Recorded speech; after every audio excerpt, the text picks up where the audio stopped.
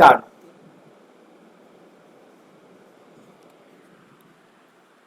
पच्चीस अगस्त 2026 आज की साकार मुरली रंगीन बड़े बड़े अक्षरों में पढ़ें, सुने और मंथन करें। प्रतिदिन हम प्रातः 4 बजे, 6 बजे, सायं 4 बजे, 8 बजे मुरली मंथन करते हैं। आप भी इस मुरली मंथन में साथी व सहयोगी बन सकते हैं, जिसके लिए इसी वीडियो के डिस्क्रिप्शन बॉक्स में गूगल मीट का लिंक दिया हुआ है, जिसके द्वारा आप सहज जुड़ सकते हैं। यदि आपको जुड़ने में कोई कठिनाई हो रही है तो सामने इसी वीडियो में नीचे चलती हुई लाइन में व्हाट्सएप नंबर देख रहे हैं, जिसके द्वारा आप सहज जुड़ सकते हैं। उसके लिए आप लिंक मंगा सकते हैं, प्रश्न पूछ सकते हैं और आपका कोई सुझाव है तो वे सुझाव भी दे सकते हैं।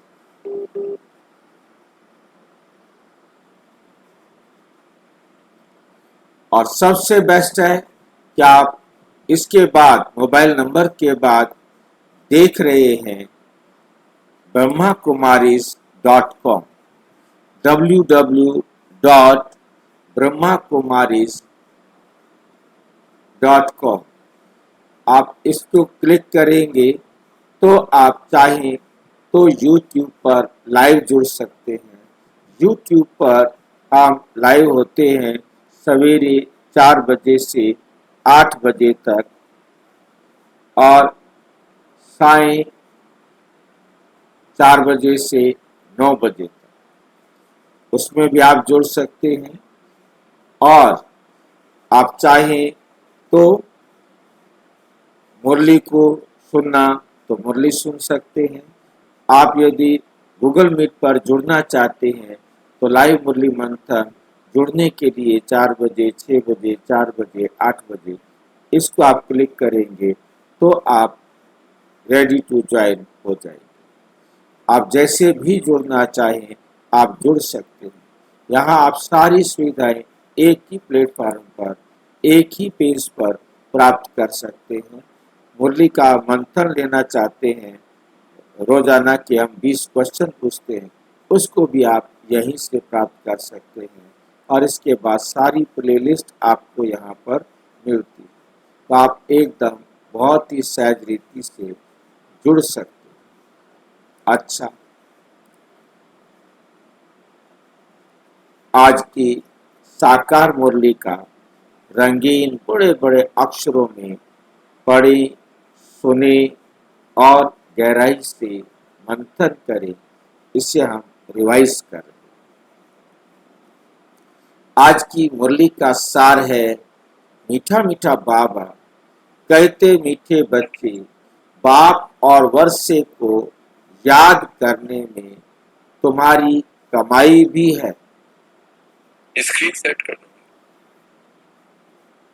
मीठे बच्चे, बाप और वर्षे को याद करने में तुम्हारी कमाई भी है, तो तंदुरुस्ती भी है, तुम अमर बन जाते। बाबा को याद करेंगे, कमाई तो होगी। कौन सी कमाई होगी?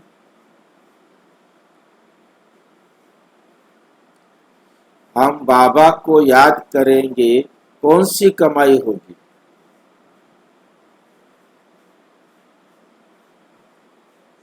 हमारे में सुधार आएगी तो हम सतयुग में जाने के लायक बनेंगे। तो रूहानी कमाई होगी या जिस्मानी कमाई होगी? रूहानी कमाई। जिस्मानी तो हमें कुछ नहीं मिलने वाला। ये बात तो मेरे को अच्छी लग रही थी, ठीक लग रहा था कि बाबा को हम याद करेंगे तो कि याद मुझ आत्मा ने बाबा को करना है, तो रूहानी कमाई है। बाबा अविनाशी कमाई है, रूहानी कमाई होती है। हाँ जी, अविनाशी कमाई होगी, रूहानी कमाई होगी। ये तो बात मेरे को ठीक लगी और सही समझ में आई भी सही।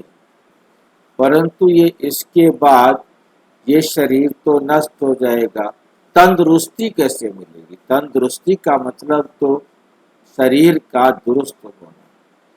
मन दुरुस्त तो ठीक है, क्योंकि मेरा मन दुरुस्त हो जाएगा, परंतु तंदुरुस्त भी है। कैसे तंदुरुस्ती होगी भाई? हाँ जी, आत्मा का जो मूल मूल है, जो हम खो चुके हैं, उसको प्राप्ति होगी, जो आत्मा का ताकत है। हाँ, आत्मा की ताकत मिलेगी, वो तो मेरे को समझ में आ रहा है कि सातों गुण आठों शक्तियां मेरे पास आ जाएंगी और ये तो शरीर नष्ट हो जाएगा। और बाबा कहता है कि आपको तंदुरुस्ती भी है। इससे तंदुरुस्त कैसे होते हैं? सतयुग में जो शरीर मिलेगा वो तंदुरुस्त बताने वाले बाबा। वो तो पता नहीं बाबा झूठ बोलता है कि सच बोलता है, मिलेगा कि नहीं मिलेगा। मन दुरुस्त रखेंगे भाई जी तो तन अपने आप तंदुरुस्त रहेगा। तो ये चक्कर है। मन दुरुस्त होगा तो हमारा तन भी दुरुस्त होगा। तंदुरुस्त होने के लिए मन का दुरुस्त होना जरूरी है। आपका शरीर कितना भी स्वस्थ हो, हर प्रकार से कोई बीमारी नहीं, परंतु यदि आपका मन दुरुस्त नहीं है तो स्वस्थ शरीर भी आपको सुख नहीं देगा। मन दुरुस्त होने पर ही हम तंदुरुस्त अनुभव करेंगे। मन हमारा शक्तिशाली है तो शरीर कितना भी बीमार क्यों ना हो, हमें उसकी कोई परवाह नहीं।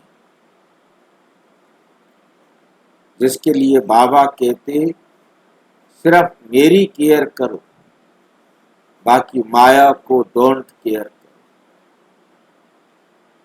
बाकी सब कुछ परवाह करने की जरूरत नहीं।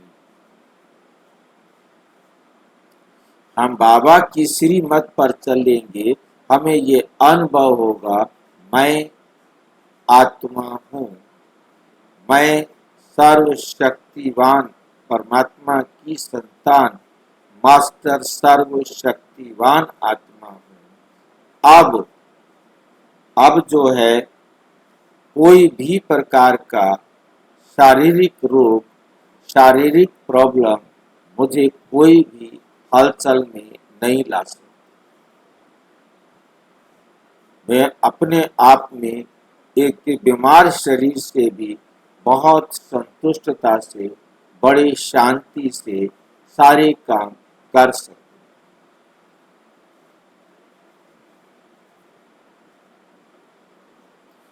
प्रश्न: हृदय को शुद्ध बनाने की सहज युक्ति कौन सी है? हृदय को शुद्ध बनाने की सहज युक्ति कौन सी है? कहाँ भी रहो, ट्रस्टी होकर रहो। कहाँ भी रहो, ट्रस्टी होकर रहो। हमेशा समझो हम शिव बाबा के भंडारे से खाते। कहाँ भी रहो, ट्रस्टी होकर रहो। हमेशा समझो हम शिव बाबा के भंडारे से खाते। शिव बाबा के भंडारे का भोजन खाने वालों का हृदय शुद्ध होता, शुद्ध होता जाता है।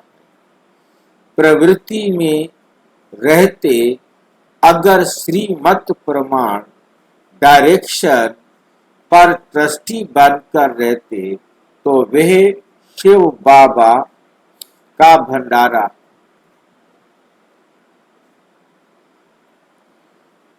हमेशा समझो कि हम शिव बाबा के भंडारे से करते।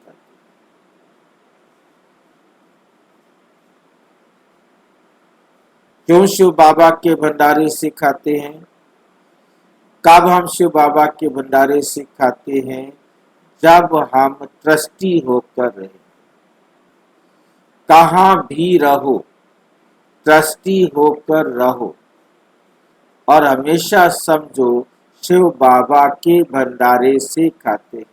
हम किसके ट्रस्टी हैं?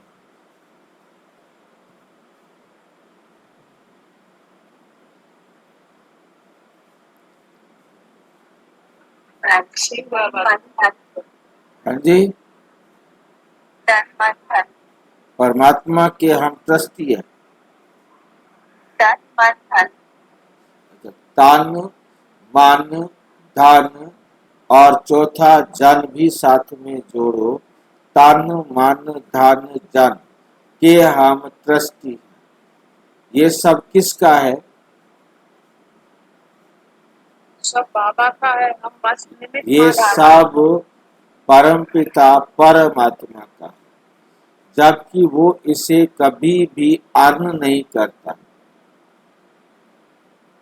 कभी भी इनको पैदा नहीं किया, कभी भी इनको यूज नहीं किया। वो किस अधिकार से ट्रस्टी हो गया और किस अधिकार से मालिक हो गया?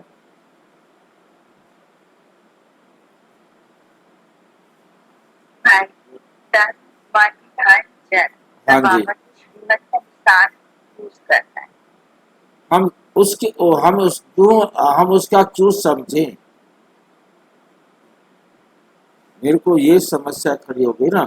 उसने कभी इनको पैदा नहीं किया, कभी इनको यूज नहीं करता, उनको ये चाहिए भी नहीं, देने जाओ तो लेता नहीं, हमें फिर उसका ट्रस्टी बना के रखा। अजीब बात है। क्योंकि हम अपना समझते हैं तो विकार आता है। तन मन धन जन इनको हम अपना समझते हैं तो हम विकारी बन जाते हैं, हम गिरते हैं और पतित बन जाते हैं। क्यों? ये हमारे नहीं है।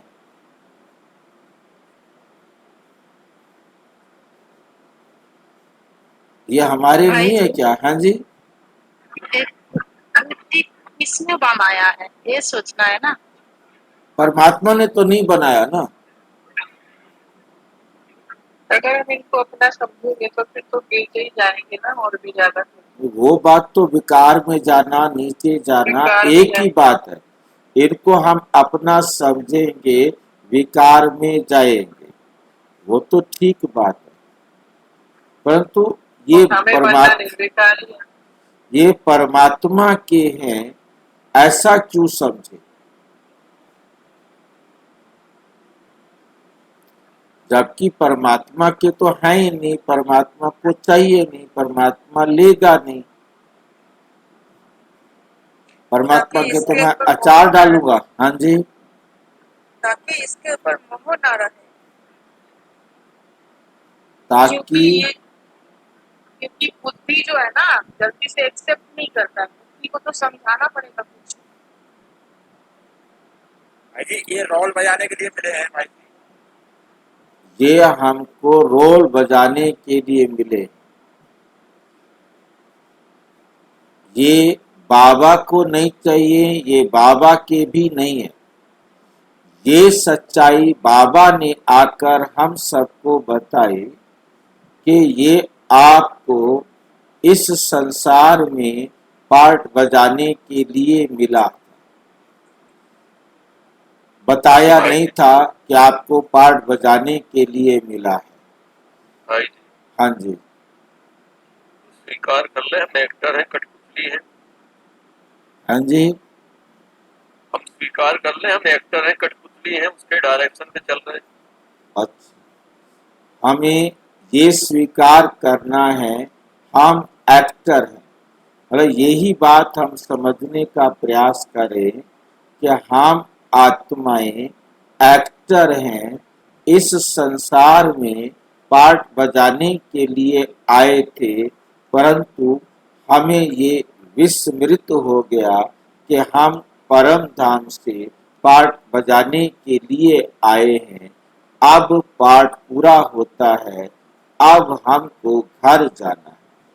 जब हमें घर जाना है तो ये चीजें हमने यहीं आकर ली थी और यहीं छोड़कर जाना है, क्योंकि घर तो केवल आत्मा ने जाना है। जब तक हम ये नहीं समझेंगे, हम इस अज्ञानता में रहेंगे कि ये सब कुछ मेरा है, ये सब कुछ मेरा है। और जब हम सारी दुनिया इस बात को जानती है, परंतु उसके बाद भी मोह को खत्म नहीं कर सकती।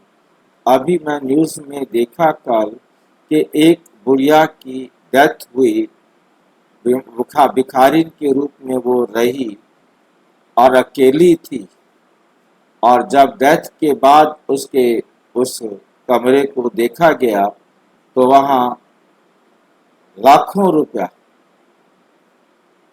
ऐसे थैलों में पड़ा हुआ है, चिल्लर भरी पड़ी है, मशीन गिन रही है, कितना और है अब नहीं कि वो गिन रहे हैं जितना भी। तो कहने का भाव है कि इतना रुपया होने के बावजूद वो भिखारिन थी। अब उसके पास मान लो 20 लाख रुपया मिल जाए, 30 लाख मिल जाए, तो इससे ज्यादा जो आज अपने आप को अमीर समझ रहे हैं, उनकी डेथ के समय भी इतना वो छोड़ के जाते हैं। कितना वो छोड़ के जाते हैं, वो तो भिखारिन है कोई भी। तो मैं वहां ये देख रहा था कि हमें कितना मोह है। एक मकान है, 2 मकान है, 4 मकान है, इतने गाड़ियां हैं, इतने सब कुछ है, और अगले पल हम आत्मा ने शरीर छोड़ना है, यही छोड़कर जाना। उसके बावजूद हमें ये दुख देता है, हम इसके पीछे अपने रेस्ट को बर्बाद कर अपने रेस्ट को बर्बाद कर देते हैं। और उसके बाद कितने तो केवल इसी दुख में मरते हैं, टेंशन के कारण, बीमारियों के कारण। और अब परमात्मा ने आकर सत्य समझाया कि तुम आत्मा अब यदि सत्य स्वरूप में स्थित हो जाओ तो आप दुरुस्त हो जाएंगे।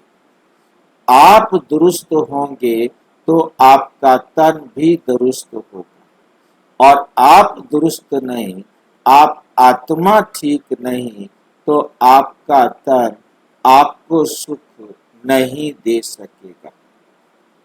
ये सत्य समझ में आए तो हमें इनके प्रति मोह खत्म हो जाए, क्योंकि परमात्मा अब आए हैं हमें ज्ञान देकर इस आसुरी दुनिया से, इस मायावी दुनिया से वैराग्य दिलाने के लिए। ये सिर्फ एक युक्ति है कि आप परमात्मा की समझो, ये युक्ति है, ये सत्य नहीं है। भाई जी, हाँ जी, रोबोट और एक्टर में अंतर, जड़ और चेतन का ये कुछ और अंतर भी है। जड़ और रोबोट चेतन और में एक्टर, जड़ और चेतन का अंतर है या और कुछ है? वो ठीक है, वो अंतर तो भी तो वो अलग हैं। मन क्या बोलते हैं, तन, मन, धन, जन, ये चारों के चारों मेरे से अलग हैं। मैं आत्मा हूँ, ये मेरा मन तभी एक्टिव होता है जब ये संसार के संबंध में आता है। ये संसार में ना आए, हम परम धाम में हो तो मन एक्टिव नहीं होगा ना। धन इस संसार में है, जन इस संसार में है, ये शरीर इन 5 तत्वों का बना है। तो ये चारों चीजें इस संसार की हैं जो मेरे से अलग है। मैं अलग हूँ और ये अलग। भाई जी, हाँ जी, तन मन धन और जन, हाँ जी। मन तो हमारा है, आत्मा का है। मन आपका है, परंतु ये एक्टिव तब होता है जब आप इस संसार में आते हैं। आप परम धाम में हैं तो मन एक्टिव नहीं होता। बिना शरीर के मन कुछ भी नहीं करता। ये आत्मा की वो सूक्ष्म शक्ति है, सूक्ष्म मतलब एक फैकल्टी है जो तन के संपर्क में आकर एक्टिव होती है। तन से मिलेगी तब इसे ठंडा गरम जो भी मैसेज है वो शरीर से मिलेंगे, वो बुद्धि को देगी। तन नहीं है तो इसे ना तो कोई ठंडा गरम खट्टा मीठा कड़वा कुछ भी कोई भी मैसेज नहीं मिलता कहीं से। ये एक्टिव ही नहीं होता, कोई संस्कार नहीं होता, कोई संकल्प नहीं होता। भाई हाँ जी, एक अंतमति सुगति है। अंतमति सुगति का मतलब क्या? अंतिम संकल्प है या अंतिम जन्म है? अंतिम जन्म के पुनः संस्कार है या अंतिम संकल्प है? अंत में हमारी हम आत्मा की स्थिति, अंतमति अंत में आत्मा की स्थिति, चाहे वो हम एक शरीर छोड़ रहे हों क्षणिक या हम शरीर छोड़ रहे हों परमानेंट। मतलब हम यहाँ ये आकर संकल्प है या हमारे संस्कार है? मैं ये क्लियर करता हूँ। ये केवल अंतिम स्थिति है आत्मा की। जैसे एक आत्मा 100% पवित्र कृष्ण की आत्मा इस पृथ्वी पर आई 150 साल बाद, उसने जब इस शरीर को छोड़ा तो वो आत्मा 3% डिग्रेड हो चुकी थी। ये उस आत्मा की अवस्था है और उसी अवस्था के आधार पर वो नया शरीर लेगी उसी सेकंड में। हाँ जी, संकल्प से मतलब नहीं है उसका। नहीं कोई मतलब नहीं संकल्प। उसकी स्टेज, उसकी अवस्था स्टेज ही संकल्प बना देगी सीधी सी।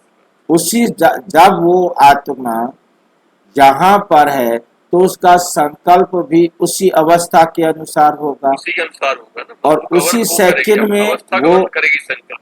उसी सेकंड में वो नए गर्भ में जाएगी तो भी उसका संकल्प उसी स्टेज का होगा, क्योंकि उसी सेकंड में उसने वहां पहुंचना है, चाहे उसका गर्भ दुनिया के किसी भी कोने में हो।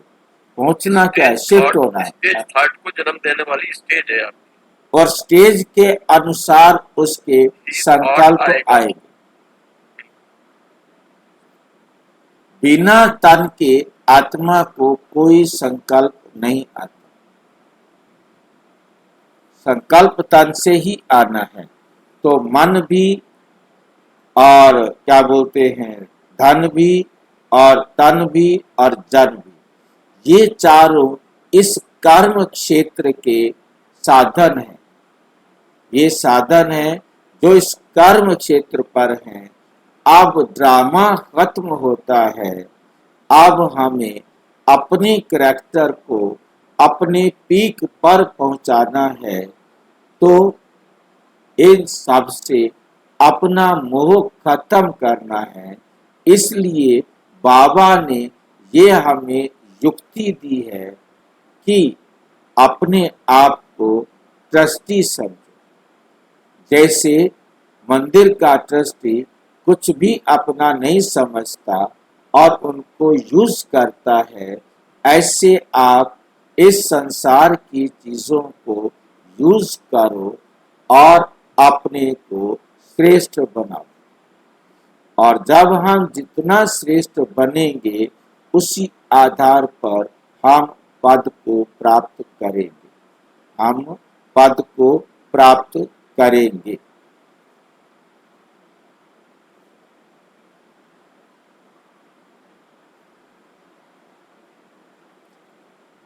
इसलिए बाबा ट्रस्टी बनाते हैं, इसलिए बाबा को ये चारों चीजें चाहिए नहीं, हमें याद रखना, उसको भी नहीं चाहिए। फिर भी हमें अपने आप को समझाना है, बाबा को भी नहीं चाहिए, हमको भी नहीं चाहिए। क्यों? क्योंकि अब हमें बाप समान बनना है, बाप समान बनना है। ये बड़ी वंडरफुल बात है, हमें बाप समान बनना है। जब हम बाप समान बनेंगे तभी हम घर जाएंगे। अब ये बनने के लिए हम ईश्वरीय ज्ञान का आधार लेंगे तो उतना श्रेष्ठ बनेंगे जितना ईश्वरीय ज्ञान के आधार पर न्यारे और प्यारे बनेंगे। इस संसार की सब चीजों को हम सहज रीति से छोड़कर अपने करैक्टर को, अपने चरित्र को श्रेष्ठ बनाएंगे।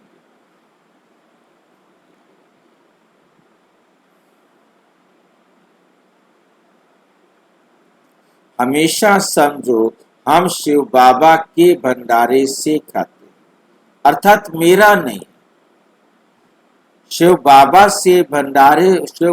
के भंडारे से खाना, अर्थात इस संसार की हर वस्तु को ईश्वरीय डायरेक्शन के अनुसार उपयोग में लाना, चाहे वो भोजन हो, चाहे वो उसी भोजन से बनाया हुआ ये तन हो, चाहे संबंध हो, चाहे जन हो, कोई भी चीज है, हमने उनको परमात्मा डायरेक्शन पर यूज करना है। इसलिए इसको शिव बाबा के भंडारे से खाना। कोई भी चीज हम इस तन के लिए यूज कर रहे हैं, मन यूज कर रहा है, उसे परमात्मा डायरेक्शन पर यूज करेंगे तो हमारा अटैचमेंट नहीं रहेगा। अटैचमेंट नहीं रहेगा तो हमें वे दुख नहीं देंगे। हम ऑटोमेटिक डिटैच्ड होते जाएंगे, इसी को वैराग्य कहते हैं। हम वैरागी बनेंगे तो हमारे जिस प्रकार के संस्कार बनेंगे उसी आधार से हम नए कल्प में आने के अधिकारी बनेंगे। मेरा कुछ भी नहीं है, सब शिव बाबा का है। वो है नहीं उसका, उसको है चाहिए उसका, भी पर नहीं। व्यवस्था सब उसकी हाँ, है, सब उसी की बनाई हुई व्यवस्था है। उसने भी सब नहीं उसने बनाई ना, ये उसने भी नहीं बनाई, बनी बनाई है। चलिए, हर एक आत्मा ने अपने लिए उसको यूज किया, खेल चालू हुआ और उसको यूज करने की ट्रेनिंग अब बाबा दे रहे हैं, कैसे यूज करेंगे अगले कल्प में। और हर आत्मा उस ट्रेनिंग को ले रही है अगले कल्प में प्राप्त उसको प्रयोग करने के लिए। अगला कल्प उसका इसी आधार पर ही चलना है। और मेरे अलावा जो भी यूज कर रहा है, उसको जैसे भी यूज कर रहा है, वो बाबा के डायरेक्शन पे कर रहा है। कोई करे या ना करे, मुझे करना करे या ना करे, पर है उसके डायरेक्शन पे ही। नहीं। नहीं है, उनका डायरेक्शन तो जो मिला था पिछले कल्प में वो भूले, तभी तो हमने उसको मिसयूज किया। जब तक याद थे तब तक हम सुखी थे, और जैसे ही भूले और हमने अपनी मन मत पर यूज करना शुरू किया, तभी तो हमारे जीवन। बोले को हटा दो, आप फिर करो ये सब बात। हाँ जी, बोले को हटा के बात करो आप फिर ये सब। समझाते रहते हो, गोले को सामने रख के समझाओगे भाई जी आप। भाई जी हाँ जी, हम यही सोचेंगे जो हम क्या बनाया, क्या बना सकती हूँ, ना मिट्टी बना सकती हूँ, ना पानी बना सकती हूँ, ना आग बना सकती हूँ, सभी सभी ऑटोमेटिक हो रहा है ना। सब मन तो कुछ ऑटोमेटिक नहीं हो है। रहा है, तो मैं भी इसमें ऑटोमेटिक एक एक्टर, और अब मुझे अपने बाप के साथ घर जाना है, अपने बाप के पास जाना है, मुझे उसी अवस्था में जाना है, वहीं परम शांति है, वरना इस संसार में कहीं शांति नहीं। गोले को स्वीकार कर लो ना भाई जी, तो परेशान नहीं होगे आप, परेशान रहोगे ना। हाँ जी, परेशान क्या? गोले को स्वीकार कर लो ना। हाँ, अपने भूल खत्म करो ना, कि अब हम भूल गए थे, ठीक है, अब हमें सही रास्ता, सत्य ज्ञान अब परमात्मा दे रहे हैं, परमात्मा की बनाई हुई युक्ति है कि अब आप इसके वैरागी बनो, और हम आत्माएं अब परमात्म डायरेक्शन उतना लेंगे जितना हमने वैरागी बनना है। शिव बाबा के भंडारे का भोजन खाने वालों का हृदय शुद्ध होता जाता है। अब ये भोजन शिव बाबा के भंडारे का खाना, शिव बाबा से जो ज्ञान मिलता है, वो भोजन है आत्मा, और आत्मा उससे शुद्ध बनती है।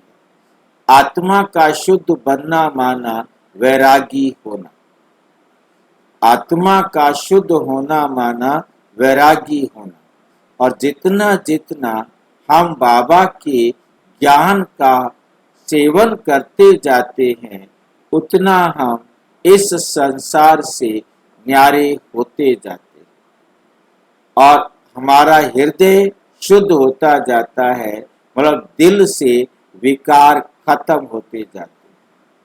या हम हृदय को आत्मा का दिल भी लेंगे। जब आत्मा हमारा शुद्ध होता जाएगा, मन, बुद्धि और संस्कार पवित्र होते जाएंगे, बाबा की श्रीमत पर बनते जाएंगे, तो हमारे जीवन से सारे विकार निकलते जाएंगे। जी नेट चला गया था बीच, नेक्स्ट चला गया? नेट चला गया था मेरा बीच। अच्छा, गोले वाला बीच में रहेगी बात। कोई बात। तो अब हमें बहुत अच्छी तरह से क्लियर समझना है कि शिव बाबा के ज्ञान पर हमने अपने आप को श्रेष्ठ से श्रेष्ठ बनाना, क्योंकि और कोई तरीका नहीं। यही एक भोजन है जो शिव बाबा सवेरे सवेरे हमें देते हैं, और जिसके हम दीवाने हो गए। इस भोजन के हम दीवाने हो गए, और अब हम इस भोजन के बिना रह भी नहीं सकते। उसे खाने के लिए रोजाना हम उठकर बैठ जाते हैं।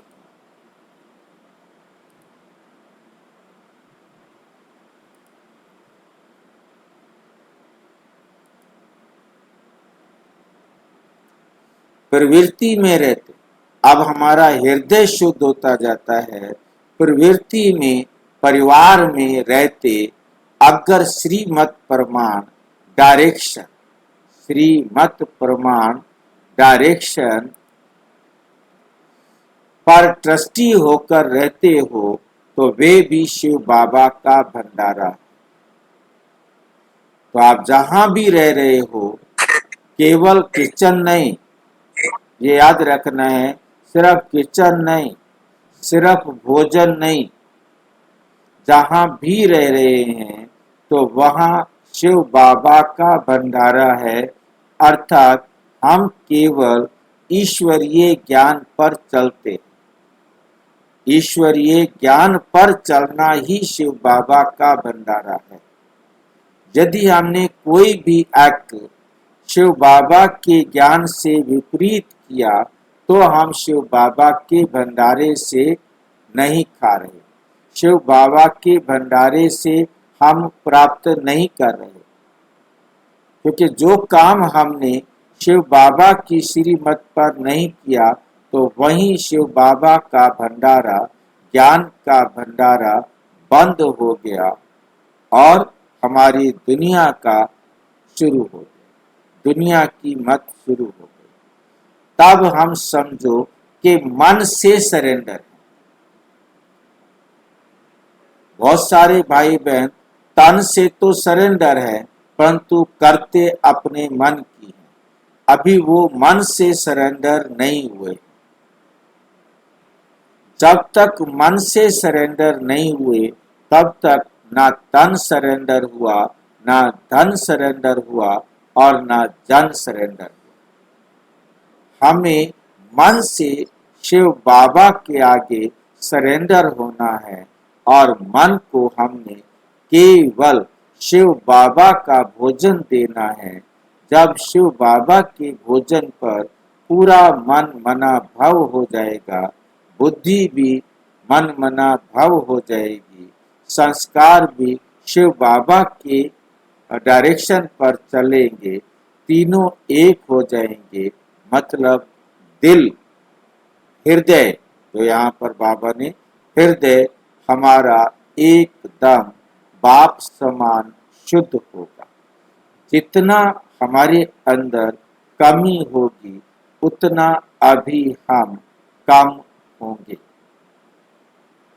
मेरे ख्याल से आज का चैप्टर जो बाबा देना चाहता है वो कंप्लीट हुआ। आज दादी प्रकाश मणि जी का 19वां अव्यक्ति दिवस। दादी प्रकाश मणि जी को आज 19 साल हो गए। उन्होंने संपूर्ण वैरागी बन के दिखाया, प्रैक्टिकली बन के दिखाया। इसलिए इसी प्रकार की मुरली को चुना गया। ओम शांति। जन्म जन्मांतर आधा कल्प बच्चों ने सत्संग किए हैं। साधु संत पंडित, साधु संत पंडित आदि सब मनुष्यों का सत्संग होता है। ये कोई भी मनुष्य का सत्संग नहीं।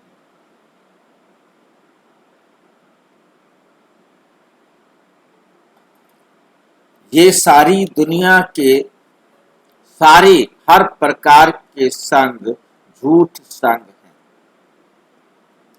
इसको कहा जाता है रूहानी सत्संग। जितना समय हम बाबा के संग में रहते हैं, बाबा की श्रीमत पर चलते हैं, तब तक हमारा है रूहानी सत्संग।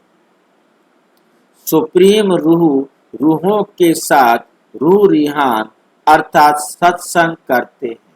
यहाँ तुम कोई मनुष्य से नहीं सुनते हो, ना देवताओं से सुनते हो, तुम सुनते हो भगवान से।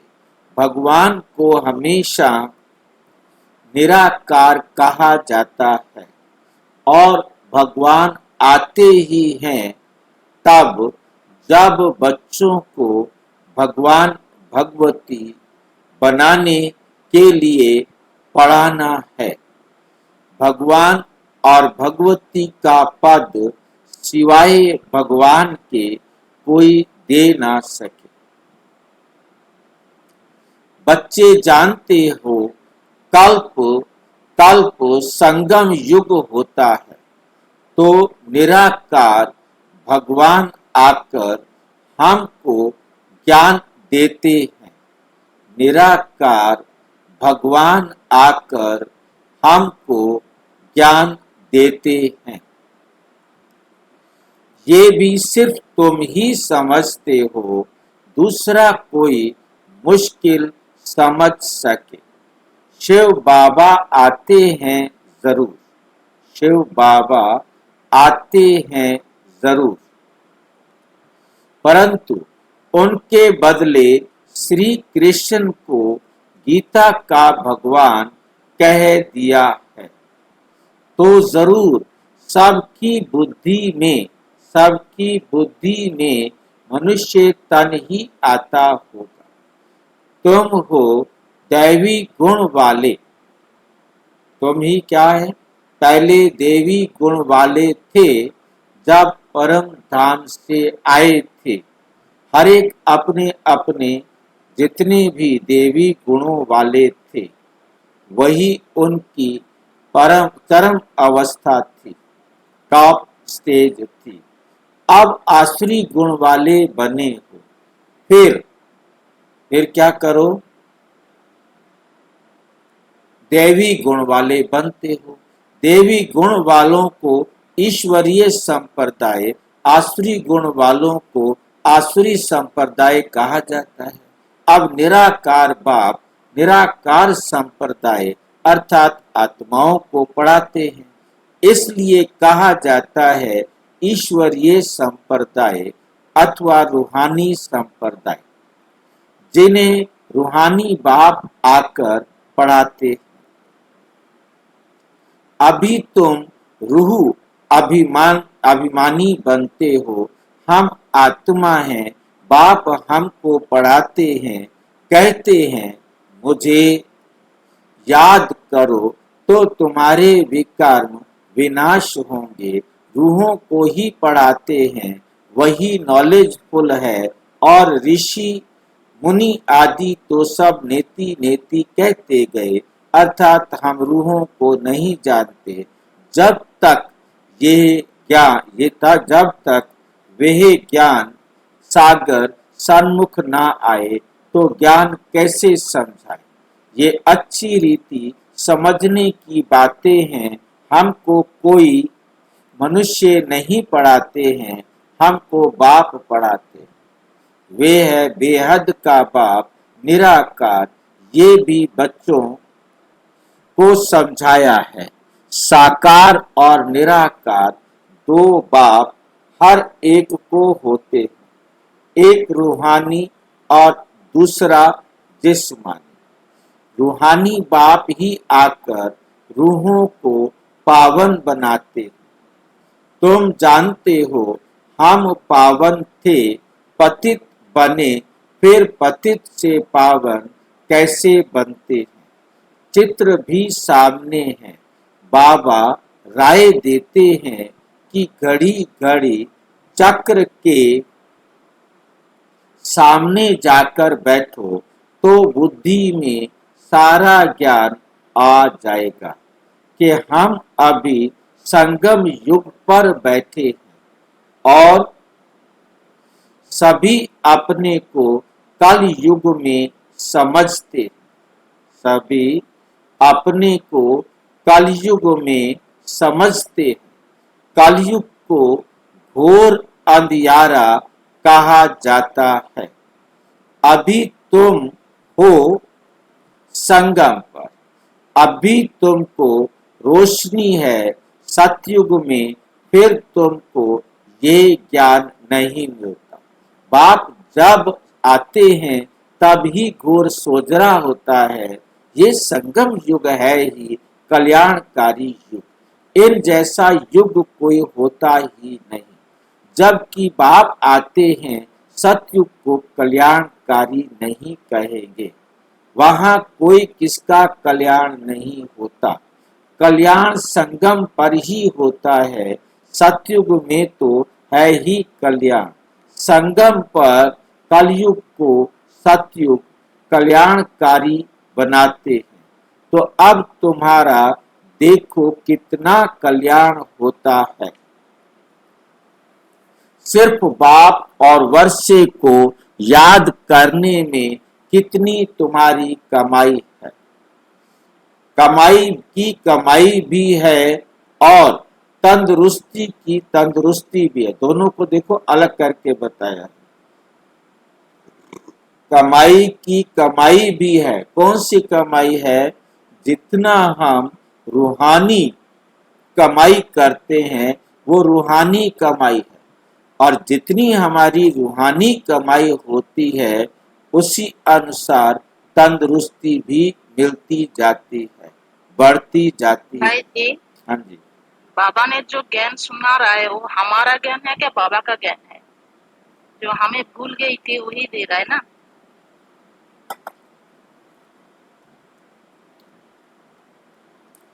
बाबा हमें कल्प कल्प आकर हमारे अंदर जो ज्ञान मर्ज हो गया था उसे इमर्ज करते। ये सारा संसार खेल है मर्ज और इमर्ज का, स्मृति और विस्मृति का। हर एक आत्मा के पास वो ज्ञान प्राप्त है और वो उसको भूल गया है। बाबा आकर यही मुरलियां सुनाकर हर कल हर आत्मा के अंदर उसका विस्मृत हुआ ज्ञान उसको स्मृति दिलाते और घर ले जाते। ये ज्ञान ना बाबा का है ना आत्मा का। बाबा का पार्ट है मुरली सुनाना सब आत्माओं के जो ज्ञान मर्ज हो गया था उसको इमर्ज करने के निमित्त, ट्रिगर करने के निमित्त, सबको अपनी टॉप स्टेज पर पहुंचाने के निमित्त पार्ट बजाने के लिए आते। गहराई में जाने पर ना ये ज्ञान बाबा का है ना ये ज्ञान हम आत्माओं का। हम आत्माओं में ये मर्ज हो जाता है। कोई 60% है तो ज्ञान लेकर अपने आप को 60% पर पहुंचाता है। कोई 40% है तो अपने आप को 40% पर पहुंचाता है। 100% है तो 100% पर पहुंचाएगा। 5% पर पहुंचना है। हर एक आत्मा की अपनी टॉप स्टेज है। उस स्टेज तक पहुंचाने के लिए ये एक ही ज्ञान, कितना वंडरफुल ज्ञान है कि संसार की हर आत्मा इस ज्ञान को सुनकर अपनी चरम अवस्था को प्राप्त करती, अपनी बैटरी भर लेती है। कोई छोटी बैटरी है वो थोड़ा भरेगी, कोई बड़ी बैटरी है और ज्यादा भरेगी, जो बहुत बड़ी बैटरी है वो और ज्यादा भरेगी। जो जितनी डिस्चार्ज हुई है उसी को वो फिलअप करेगी। मेरे ख्याल से कंसेप्ट क्लियर हो गया होगा। ठीक है भाई। तुम्हारा जीवन अमर बनता है, तुम्हारी कभी अकाले मृत्यु नहीं होती, कभी भी। कितनी लाइन क्लियर है? तुम्हारी कभी अकाले मृत्यु नहीं होती। बहुत इंपॉर्टेंट लाइन है, ज्ञान की बहुत गुह्य लाइन है। कभी भी किसी भी आत्मा की अकाले मृत्यु नहीं होती। ये अज्ञानतावश हमने कहना शुरू कर दिया था, उसकी अकाले मृत्यु हो गई। हाँ जी, कभी में पूरा कल्प आ गया, चारों युग आ गए। कभी नहीं, अब आप थोड़ा दूर हो गए हो। कभी में पूरा चारों युग आ गए। मैंने कभी शब्द में चारों युग आ गए। हाँ जी, कभी में चारों युग आ गए। तुम्हारी कभी अकाले मृत्यु नहीं होती। भाई जी यहाँ मृत्यु और जीवन का बात हो रहा है तो इसका मीनिंग क्या है? मृत्यु क्या होता है, जीवन क्या होता है? आत्मा का शरीर से अलग होना। एक शरीर से आत्मा अलग होती है तो शरीर की मृत्यु होती है। तो समझते हैं ये तो अभी बच्चा था मर गया, अभी अभी शादी हुई थी मर गया, अभी तक इसने क्या देखा ये मर गया, समय से पहले मर गया। तो ये जो अज्ञानता आई उस अज्ञानता को दूर करने के लिए है। चाहे सतयुग हो, चाहे त्रेता हो, चाहे द्वापुर हो, चाहे कलयुग हो, कभी भी अकाले मृत्यु एक नहीं साइड में देखेंगे तो आत्मा आत्मा और शरीर जब मिलते हैं तभी जीवन होता है। तो दोनों तरफ से आत्मा भी मृत्यु हो रहा है और शरीर भी मृत्यु हो रहा है। आत्मा का मृत्यु नहीं होता। आत्मा ने तो एक सेकंड में एक ड्रेस उतारा और दूसरा ड्रेस उसी सेकंड में पहन लिया, दूसरा सेकंड नहीं आने दिया, केवल शिफ्ट होती है। उसे ड्रेस पहनने के लिए बटन खोलने बंद नहीं करने पड़ते, उसके लिए ड्रेस तैयार मिलती है, उसे केवल शिफ्ट होना होता है इस ड्रेस से उस ड्रेस में। उससे पहले सारा ड्रामा सेट है। हाँ जी, शरीर के बिना आत्मा की वैल्यू नहीं है, बस शरीर की आत्मा की भी वैल्यू नहीं है। इसीलिए इस कर्म क्षेत्र में आने के बाद आत्मा एक शरीर को छोड़ने और दूसरे शरीर को लेने में समय नहीं लगाती। इसलिए आत्मा की वैल्यू हमेशा के लिए बनी रहती है। जिस शरीर को छोड़ा केवल उस शरीर की वैल्यू खत्म होती है। भाई जी, आपने कहा कि आत्मा का मृत्यु नहीं होता, शरीर का मृत्यु होता है। और जीवन क्या होता है, जो भाई जी ने पूछा? जीवन जो है, हम दो जीवन को नहीं देखते, उसकी हम व्याख्या कर चुके हैं। एक होता है शरीर का जीवन और एक होता है आत्मा का जीवन। शरीर का जीवन जो शरीर नष्ट के साथ खत्म हो जाता है, परंतु आत्मा का जीवन इस कर्म क्षेत्र पर उतना होता है जितना समय वो इस कर्म क्षेत्र पर रहती है, चाहे उसमें वो 4 जन्म ले, चाहे वो 8 शरीर बदले, चाहे 84 शरीर बदले। वो आत्मा का जीवन है, वो शरीर का जीवन है। आत्मा एक जीवन काल पूरा करती है और उसके बाद उसका तुरंत दूसरा जीवन काल शुरू हो जाता है। आत्मा जितना समय परम धाम में रहती है, वो उसका विश्राम का समय।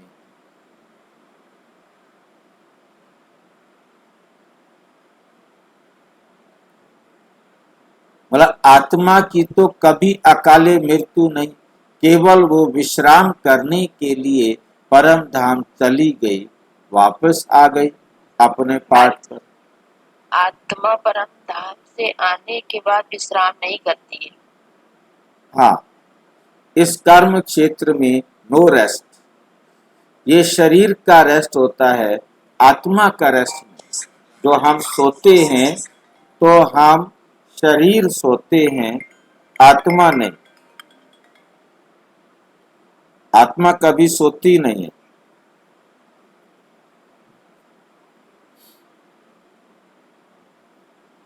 तुम्हारा जीवन अमर बनता है, तुम्हारी कभी अकाले मृत्यु नहीं होती। कनेक्ट कर दीजिए। आओगे तो कनेक्ट होंगे ना, अब यहाँ थोड़ा कनेक्ट होंगे। कनेक्ट हो जाता बार-बार। कोई बात नहीं, आ जाओ। तो बच्चों को कितनी खुशी रूहानी चाहिए, तो बच्चों को कितनी खुशी रूहानी चाहिए, क्योंकि तुम्हारी बुद्धि में सारी नॉलेज, तुम्हारी बुद्धि में सारी नॉलेज है। यहाँ तुम बच्चे आते हो तो पुरुषार्थ कर म्यूजियम में चित्रों पर समझाने के लायक बनना चाहिए। अपने को लायक बनाने के लिए 7-8 रोज भट्ठी सीखें। 7-8 रोज भट्ठी में बैठेंगे तो सीखेंगे।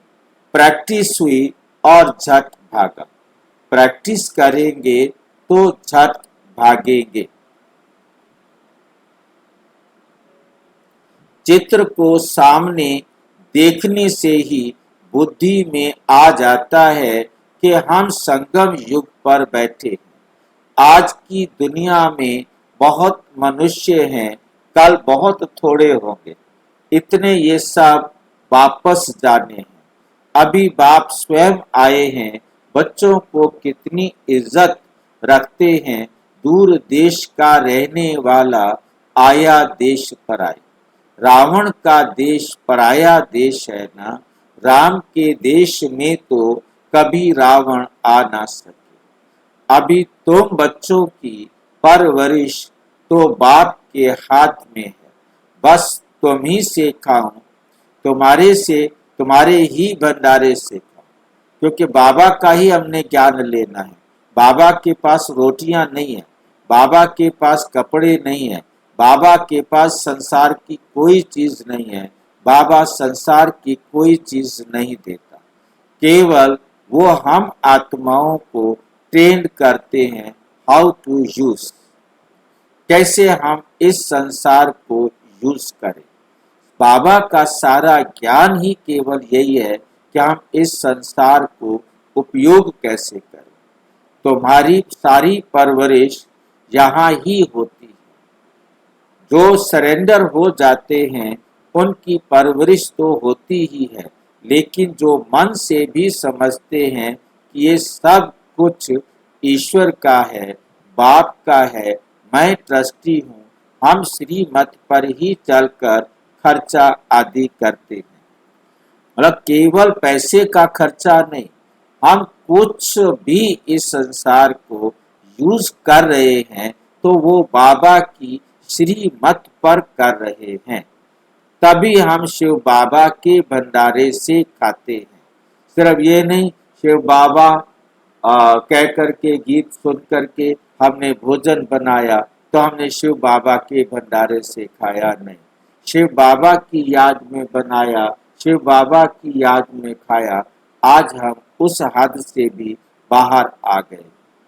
सिर्फ खाना ही नहीं, देखना, बैठना, उठना, चलना, हमारा एक एक कदम बाबा की श्रीमत, जो भोजन है आत्मा का श्रीमत, उसके अनुसार हम कर रहे हैं तो हम बाबा के भंडारे से खा रहे हैं, बाबा के भंडारे से अपना जीवन बना रहे हैं। और इस संसार को उपयोग करना है बाबा की श्रीमत। और हमारे संकल्प भी बिल्कुल मन बाबा को दे दिया ना। मन बाबा को देना माना एक एक संकल्प बाबा की श्रीमत पर। तन बाबा को देना माना इस तन का यूज बाबा की श्रीमत पर। धन बाबा को देना माना इस धन को बाबा की श्रीमत पर। जन बाबा को देना माना वो भी श्रीमत पर यूज करना। आज जो है इन बातों को एक नए रूप में हमें समझने का अवसर मिला। जानते तो ये थे, पढ़ते तो थे, परंतु समझने का तरीका आज एक नया निकाल दिया कि भोजन ही ईश्वरीय ज्ञान। तन दुरुस्त तभी होगा, धन दुरुस्त तभी होगा, जन और मन भी दुरुस्त तभी होंगे जब ये चारों बाबा की श्रीमत पर यूज होंगे।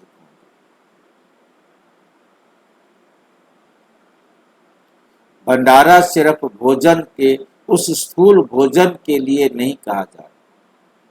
स्थूल भोजन केवल भंडारे का नहीं है, केवल खाना खाना भंडारा नहीं है। एक मुरली में लाइन याद आ रही है, वो लाइन है कि भंडारी है बाबा की और भंडारा है ब्रह्मा बाबा।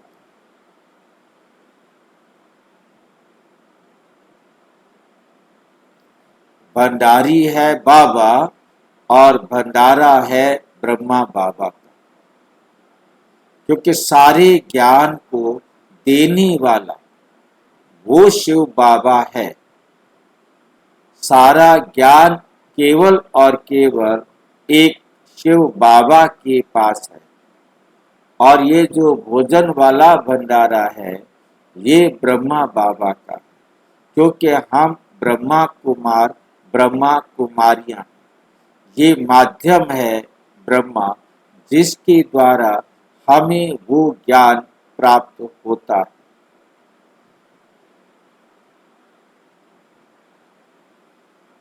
देने वाला भंडारी जो है वो शिव बाबा। शिव बाबा के भंडारे से खाने से हृदय शुद्ध होता है।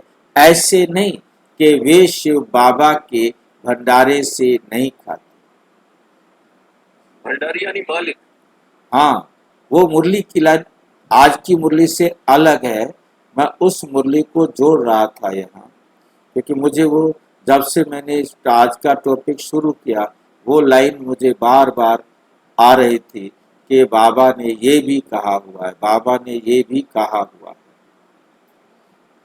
ओनर मालिक। वे शिव बाबा के भंडारे से नहीं खाते। ऐसे नहीं कि वे शिव बाबा के भंडारे से नहीं खाते, मतलब भोजन तो वो यहीं से खाते हैं ना, परंतु उसे कितना हजम करते हैं, कैसे हजम करते हैं, कैसे अपना बनाते हैं, वो पुरुषार्थ है। बाप के डायरेक्शन पर चलने वाले भी जैसे कि बाप के भंडारे से खाते हैं, जो बाप की श्रीमत पर चल रहे हैं वही हैं, वही समझो कि शिव बाबा के भंडारे से खाते हैं। जिस भंडारे से खाया वे भंडारा भरपूर काल कंटक दूर। पर जो आपने ज्ञान बाबा से लिया, जो श्रीमत बाबा से आपने प्राप्त की, वो भरपूर है, तो काल कंटक सारे दूर हो जाएंगे। यदि वो कम होगा तो काल कंटक भी कम दूर होंगे। उसके बाद तुम कभी भी अकाले मृत्यु को नहीं पाएंगे। इस समय ही शिव बाबा आते हैं, उनकी महिमा भी गाई हुई है, शिव जयंती भी मनाते हैं, परंतु उनका भंडारा कैसे होता ये कोई भी नहीं जानते। बाबा भी बरोबर आते हैं ना। बच्चे जो भी आते हैं उनको बाबा शिव बाबा के भंडारे से खाना मिलता है। अच्छा, मेल सरेंडर होता है, पुरुष है वो सरेंडर होता है तो ठीक है। अगर वो सरेंडर नहीं होता तो माताएं क्या करें, क्योंकि कमाई है पति की। हाँ जी, भंडारा शिव बाबा भंडारा ब्रह्मा बाबा का है। नहीं समझ में नहीं आया। भंडारी शिव बाबा है और भंडारा ब्रह्मा बाबा है। ये अलग मुरली में अलग तरीके से समझाया था कि भंडारा ब्रह्मा बाबा और भंडारी शिव बाबा की, मतलब ज्ञान शिव बाबा का है। उसमें से जो ये लिया है, प्राप्त किया है ब्रह्मा ने, उस ब्रह्मा के द्वारा हमें मिलता है नहीं? तो भंडारी वहां हम ये अर्थ लेते थे कि जो पैसे वाली भंडारी है। मैं आज तक जो करता था बात कि भंडारी जो सारे ज्ञान का जो, और तब तो मैं भंडारी कहता था वो भंडारी जिसमें पैसे आते हैं, वो भंडारी है शिव बाबा की, और भंडारा है ब्रह्मा बाबा का। क्योंकि ज्ञान बाबा भंडारा मतलब जो भोजन, तब तक मेरी बुद्धि में भंडारा भोजन ही हुआ करता था। आज ही वो शिफ्ट हुआ, आज ये जो मंथन हुआ तो वो शिफ्ट हुआ, परंतु वो तब तक मैं अटका हुआ था जो दुनिया वाला भोजन है उस भोजन के साथ, उस स्थूल भोजन के साथ। तो क्योंकि भंडारा और भंडारी हम स्थूल भोजन को समझते थे, आज समझ में आया कि वो स्थूल भोजन कोई मतलब नहीं है बाबा का। आज एकदम बुद्धि शिफ्ट हो गई है, ज्ञान चेंज हो गया कि आत्मा का भोजन ही है भोजन। जो आत्मा का भोजन ब्रह्मा के माध्यम से मिल रहा है ये भंडारा है। तब भी हम कहते थे कि भाई मन भी बाबा की श्रीमत पर चले, धन भी बाबा की श्रीमत पर चले, ये चारों बाबा की श्रीमत पर चले, परंतु इस प्रकार से नहीं था कि श्रीमत बाबा आकर देते। तब भंडारी मैं पैसे की तरफ वाली भंडारी को देखता था। आज से पहले तक, आज के मंथन से पहले तक मैं भंडारी शिव बाबा की समझता था, जो पैसे हम डालते और जो भोजन बनता है वो। और फिर मैं कहता था कि आपकी कमाई आई है, आपको जो सैलरी मिली है मिलते ही कहो ये बाबा की, और अब उसको बाबा की श्रीमत पर खर्च करो। मतलब बात तो ठीक थी, परंतु स्थूल थी। आज स्थूल से हम बिल्कुल सूक्ष्म में चले गए हैं कि हमें अपने तन, अपने मन को, बुद्धि को और संस्कार को बाबा की श्रीमत पर बनाना है। हमें बाबा के इस ज्ञान के ट्रस्टी बनना है। इसमें किसी भी प्रकार की मिलावट नहीं होने देना है। तब हम अपने आप को अमर समझेंगे। भाई जी, हाँ जी, हम जो भी बांट रहे हैं वो भंडारा है, वो थोड़ा तेज करो आवाज। ज्ञान सारा बाबा का। टाइम को देखते हुए आवाज तेज करो ताकि समझ में आए, क्योंकि ज्ञान सारा बाबा का है, भंडारी है।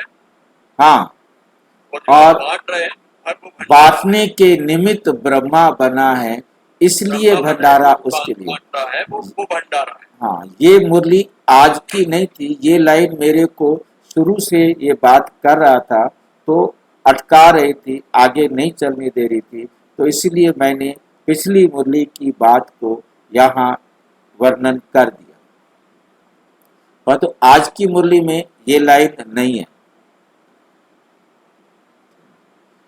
क्योंकि कमाई है पति की। अब वहां बात वही आ गई, कमाई है पति की, वे तो सरेंडर होता नहीं, वे तो जब आमदनी करे तब स्त्री खाए। हाँ, जोड़ा सरेंडर है तो फिर शिव बाबा के भंडारे से परवरिश हो सकती है। ये बाप बच्चों को अच्छी रीति समझाते हैं। मतलब जब हम सूक्ष्म और स्थूल रूप से समर्पित हों तब जाकर के संपूर्ण समर्पण है, तब जाकर के संपूर्ण प्राप्तियां होंगी। यहाँ पर पति पत्नी और शिव बाबा पति, हम पत्नी, तो हम जब संपूर्ण परमात्मा को समर्पण होंगे तभी समर्पण। ठीक है कि नहीं? अब ये स्थूल वाली बात, वो स्थूल भोजन और स्थूल ब्रह्मा भोजन की बात है, परंतु आज तो बाबा ने ब्रह्मा भोजन को अलग कर दिया। ब्रह्मा भोजन का अभी तक कहीं जिक्र नहीं लाया। ये बाप बच्चों को अच्छी रीति समझाते हैं, बुद्धि में रखना है। हम बाप के पास बैठे हैं जब तक कर्मातीत अवस्था हो जाए, जब तक कर्मातीत अवस्था हो जाए, परम धाम में चले ना जाए। दिन प्रतिदिन हम अपने स्वराज्य के नजदीक आते जाते हैं, समय बीतता जाता है, हम नजदीक आते जाते हैं। सतयुग में पहले वर्ष में अब कितने वर्ष कहेंगे? सतयुग के पहले साल के अंदर अब कितने वर्ष कहेंगे? अब कितना नजदीक आ गए हैं। बाप कहते हैं, बच्चे तुम्हारा 84 का चक्र पूरा होता है, तुमने अब 84 जन्मों के चक्र को जाना है। चक्र को देखने से ही कहेंगे हम अभी संगम पर हैं। इस तरह है कलयुग, इस तरफ है कलयुग और उस तरफ है सतयुग।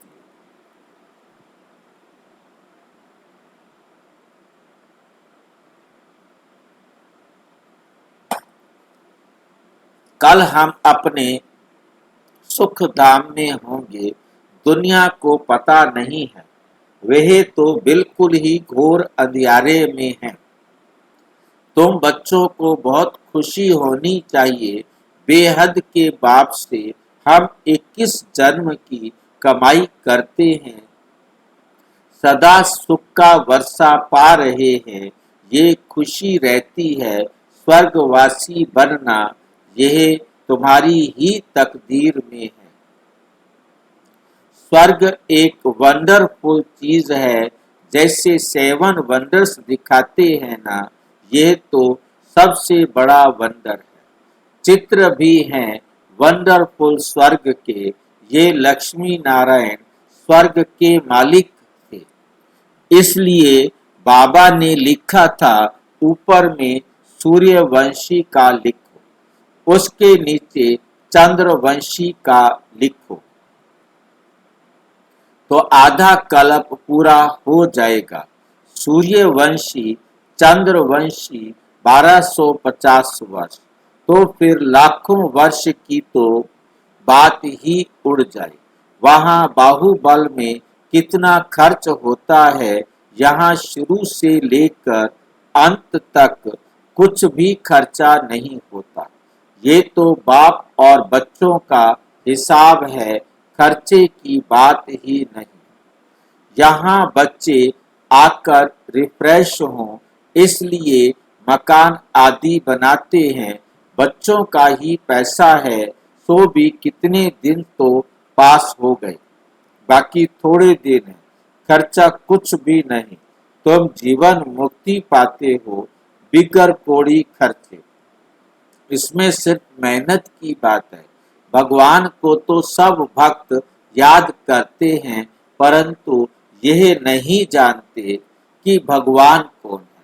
भगवान को ना जानने के कारण बहुतों को भगवान मान लेते हैं।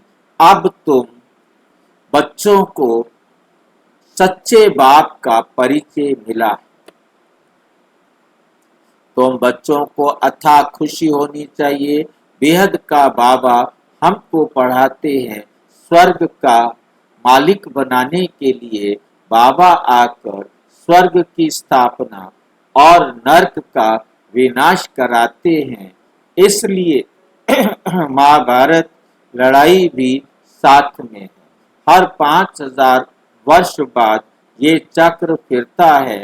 बाप भी कल्प कल्प के संगम युगे आते हैं। गीता में उन्होंने फिर युगे युगे लिख दिया है, सो भी 5 युग हैं, 5 बार आए, फिर 24 अवतार, फलाना अवतार क्यों लिख दिया है। मनुष्य कितने यज्ञ तप तीर्थ आदि करते हैं, समझते हैं ये सब रास्ते भगवान से मिलने के हैं, परंतु भगवान के पास तो कोई भी जा नहीं सकते। आधा कल्प कितना माथा मारा है, जन्म जन्मांतर फेरे लगाए हैं, ये किया, फिर बाप नहीं मिला, फिर भी बाप नहीं मिला, कितना कुछ करते रहे। अभी बाप तुम बच्चों के कितना नजदीक है, तुमसे बात कर रहे हैं, तुमको समझा रहे हैं, तुम समझते हो। कल्प कल्प हूबहू हम ऐसे मिलते हैं, जो कुछ बीता कल्प कल्प होगा वही दादा जोहरी होगा, वही फिर उसमें बाबा प्रवेश करेंगे, फिर वही बच्चे आकर बाप के बनेंगे, फिर से स्वर्ग का वर्षा लेंगे।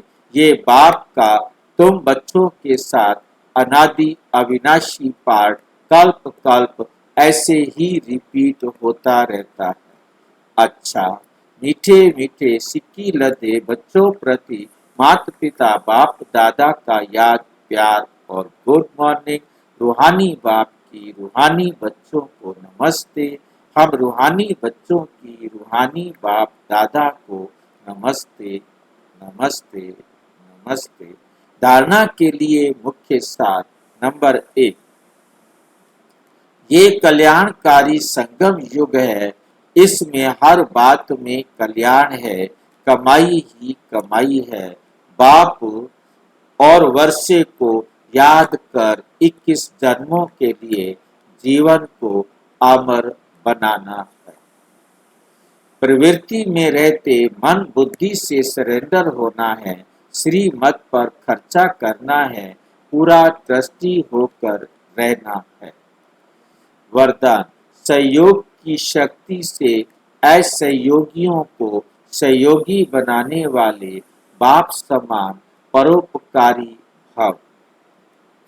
सहयोगियों के साथ सहयोगी बनना ये कोई महावीरता नहीं है, लेकिन जैसे बाप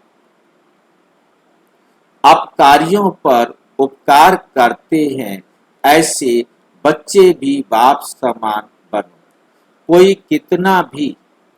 कितना भी असहयोगी बने, आप अपने सहयोग की शक्ति से असहयोगी को सहयोगी बना दो। ऐसे नहीं सोचो कि इस कारण से ये आगे नहीं बढ़ता। कमजोर को कमजोर समझकर छोड़ ना दो, लेकिन उसे बल देकर बलवान बनाओ। इस बात पर अटेंशन दो तो सर्विस के प्लान्स रूपी जेवरों पर हीरे चमक जाएंगे, अर्थात सहज प्रत्यक्षता हो जाएगी।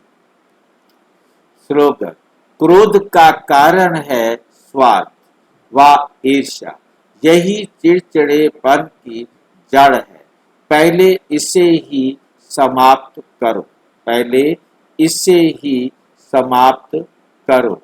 ये अव्यक्त इशारे अपवित्रता के बीज को भी समाप्त कर संपूर्ण स्वच्छ पवित्र बनो।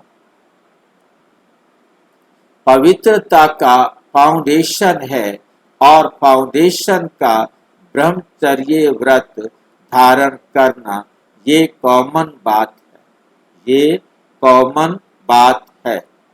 लेकिन अभी आगे बढ़े हो तो बचपन की स्टेज नहीं है, अभी तो वानप्रस्थ स्थिति में जाना है। मैं ब्रह्मचारी तो रहता हूँ, पवित्रता तो है ही, सिर्फ इसमें खुश नहीं हो जाओ। मूल फाउंडेशन अपने संकल्प को शुद्ध बनाओ, ज्ञान स्वरूप बनाओ, शक्ति स्वरूप बनाओ। संपूर्णता को प्राप्त करने के लिए दादी प्रकाशमणि जी का गुप्त पुरुषार्थ 19वें पुण्य स्मृति दिवस निमित्त विशेष धारणाएं। दादी जी ने सब जवाबदारियां संभालते हुए लक्ष्य रखा कि मुझे सर्व गुण संपन्न, सर्व कलाओं में संपन्न, निर्विकारिता में भी संपन्न बन संपूर्णता की मंजिल को प्राप्त करना ही है। दादी जी ने मन वचन कर्म से डबल अहिंसक बन सबको सुख दिया और सुख लिया। मनसा से भी किसी आत्मा को ना दुख दिया और ना दुख लिया। दादी जी सदा एक बाप की ही आकर्षण में रही। उन्हें किसी भी पुरानी वस्तु, व्यक्ति व तत्वों ने अपनी तरफ आकर्षित नहीं किया। सदा एक बाप की याद में रहे, अपनी सूक्ष्म वृत्तियों को भी एकाग्र किया। सदा साक्षीपन की स्टेज में रहे, सदा साथी के साथ का अनुभव किया। उनकी दृष्टि वृत्ति में रूहानियत और अलौकिकता थी। उनके संस्कारों में इतनी रॉयल्टी थी जो उनकी आंख किसी में भी नहीं डूबी। उन्होंने किसी का अवगुण चित्त पर नहीं रखा, किसी के अवगुण नोट नहीं किए। सदा पर चिंतन, पर दर्शन और पर मत से मुक्त रहे, स्वचिंतन में रहे।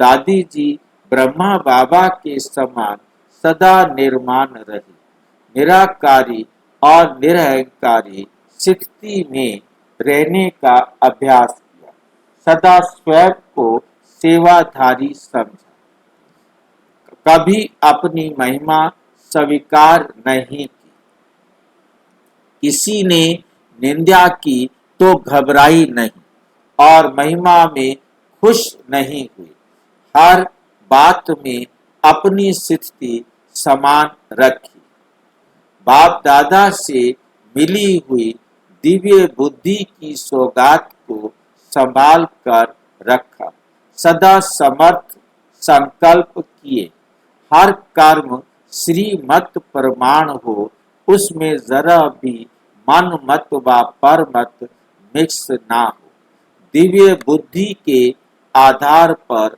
हर संकल्प, बोल और कर्म हो, यही लक्ष्य रख संपूर्णता को प्राप्त किया, सदा एक बल, एक भरोसा, एक से ही सर्व संबंध, किसी तरफ भी झुकाव लगाव नहीं, सदैव भाई भाई की वृत्ति से सबको देखा और रहम दिल के गुण को धारण कर कमजोर आत्माओं में बल भरा, अपकारियों पर भी उपकार किया, हर छोटी बड़ी परिस्थिति को नथिंग न्यू की स्मृति से पार किया, कोई भी दृश्य को देख क्यों क्या के प्रश्नों में उलझने की बजाय सदा साक्षी भाव को धारण कर सदा हर्षित रही, उनके हर बोल में रॉयल्टी दिखाई देती थी, कोई भी बोल साधारण नहीं बोला, उनके मुख से वही बोल निकले जो होने वाले हैं, ऐसी सिद्धि स्वरूप आत्मा को के संकल्प भी सिद्ध होने कारण सहज ही संपूर्णता को प्राप्त कर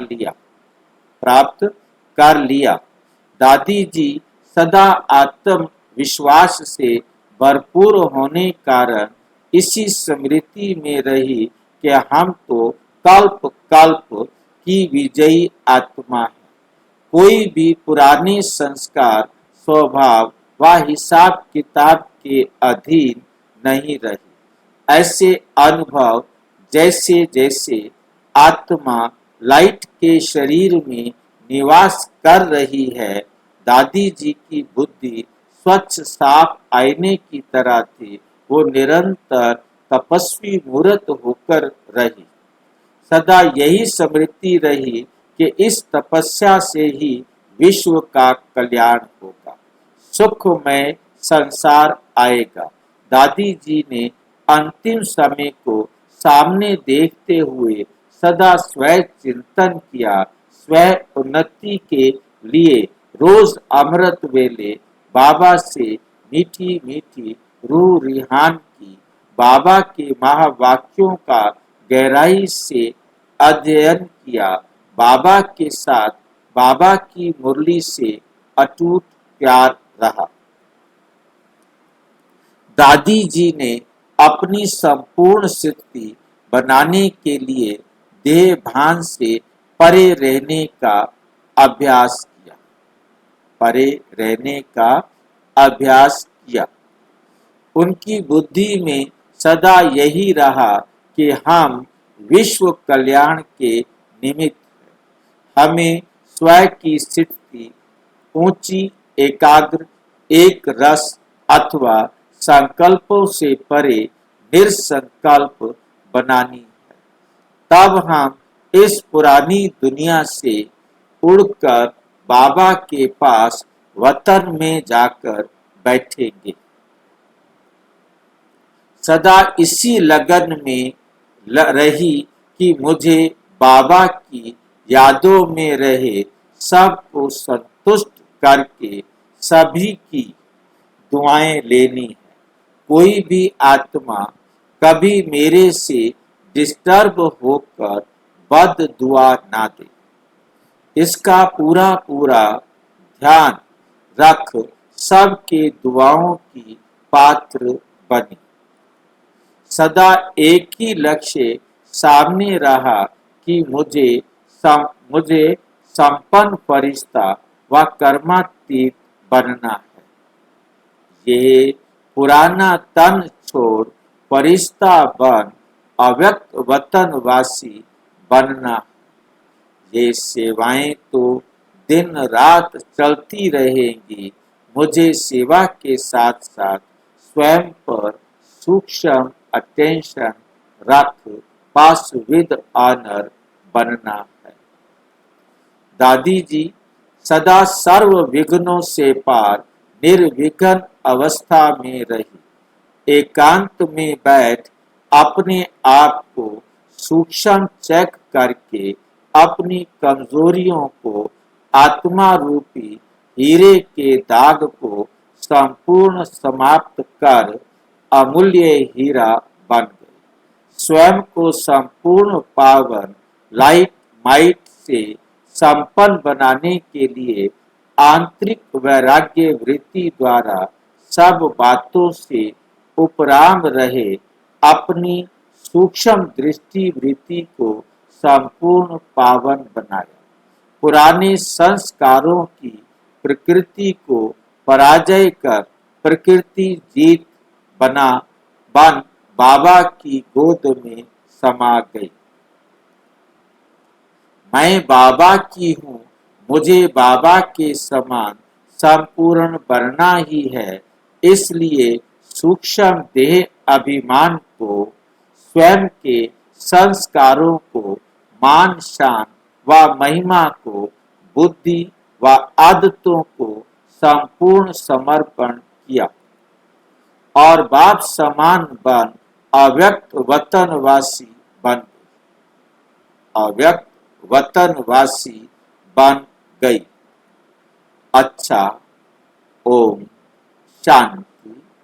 और विस्तार से जानने के लिए प्रजापिता ब्रह्मा कुमारी ईश्वरीय विश्वविद्यालय के किसी भी सेवा केंद्र पर संपर्क करें और यदि कोई प्रश्न है तो 9213106986 पर केवल टेलीग्राम करें। 9650692270 पर केवल व्हाट्सएप करें, फोन नहीं। ओम शांति।